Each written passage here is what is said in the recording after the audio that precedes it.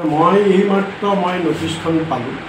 নটিছখন মোলৈ আহিছে CM ভিজিলেন্সৰ পৰা আৰু অহাকালিলৈ 29 তাৰিখ মোক 11টা বজাত CM ভিজিলেন্স অফিচত মোক এপিয়াৰ হ'বলৈ কৈছে আৰু বিষয়টো হৈছে কি আলী তৌকি শেখ মোৰ নামটোৱেই মুখত নুফুটে এইজন বোলে মানুহ ইছলামাবাদৰ মানুহ আৰু তেওঁৰ কিবা এটা ঠিকনাও দি দিছে। এই মানুহজন সম্পৰ্কত গৌৰৱ গগৈৰ যিটো কেছ তেওঁৰ লগত লিংক আছে নে কি মই নাজানো। সেই কেছ সংক্ৰান্তত মোলৈ কৈছে যে ময়ো জানো সেই বিষয়ে মই মানে আলী তৌকি শেখক মই জানো বা সেই কেছটোৰ বিষয়ত মই জানো। গতিকে মোক কালিলৈ মাতিছে মোক মানে তাৰ ওপৰত ষ্টেটমেণ্ট দিবলৈ।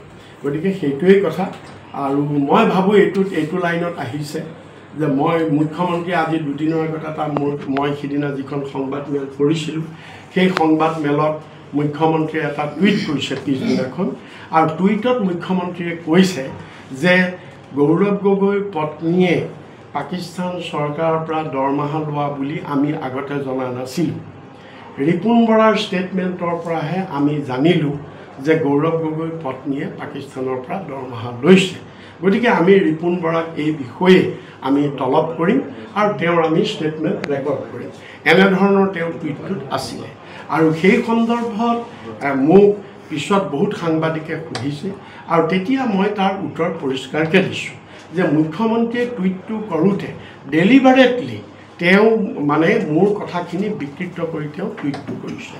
মোৰ যিটো ফেচবুক লাইভ তাত মই যি ধৰণে কৈছিলোঁ মই তাৰপিছতো আকৌ মই খুলি চাইছোঁ সেইটো তাত পৰিষ্কাৰকৈ আছে। মই কৈছিলোঁ সেই কথাটো এই বুলিহে মই কৈছোঁ। কালিও মই এই কথাটো ক্লিয়াৰিফাই কৰিছোঁ আৰু পৰহিও মই যোৰহাটত এই কথাটো ক্লিয়াৰিফাই কৰিছোঁ। বহুত সাংবাদিকে সুধিছে মুখ্যমন্ত্ৰীৰ টুইটটোৰ ওপৰত আৰু মই এইটো কথাহে কৈছিলোঁ যে মুখ্যমন্ত্ৰী এইটো মোৰ অভিযোগ নাছিলে। আজি অলপ দিনৰ আগতে মই থৈছোঁ সেইবিলাক মুখ্যমন্ত্ৰীয়ে অভিযোগ আনিছিলে যে গৌৰৱ গগৈৰ পত্নীয়ে পাকিস্তানত NGOত কাম কৰোঁতে পাকিস্তান চৰকাৰৰ পৰাও তেওঁ দৰমহা লৈছে। অৰ্থাৎ তেওঁ মিনিংটো এনেকৈ কৈছিলে কোনোবা এজন বিষয়াৰ যোগেদি তেওঁ পাকিস্তান চৰকাৰৰ পৰা পইচাটো পাইছে এনেধৰণৰ এটা তেওঁ কথা কৈছিলে। মই সেইটোৰ উত্তৰতহে কৈছিলোঁ যে যদি মুখ্যমন্ত্ৰীয়ে এনেকৈ আনিছে আৰু যদি গৌৰৱ গগৈৰ পত্নীয়ে পাকিস্তান চৰকাৰৰ পৰা যদি পইচা লৈছে কি দৰমহা লৈছে যদি বিধিসন্মতভাৱে লৈছে তাত আমাৰ ক'বলগীয়া একো নাই। যদি বিধিসন্মত যিহেতু তেওঁ তাত চাকৰি কৰিছে NGOত যদি কিবা বিধিসন্মত আৰু তাৰ উদাহৰণত মই কৈছিলোঁ যে বহুত ভাৰতীয় মানুহে পাকিস্তানত চাকৰি কৰি আছে আৰু পাকিস্তানৰ বহুত মানুহে ভাৰতত চাকৰি কৰি আছে।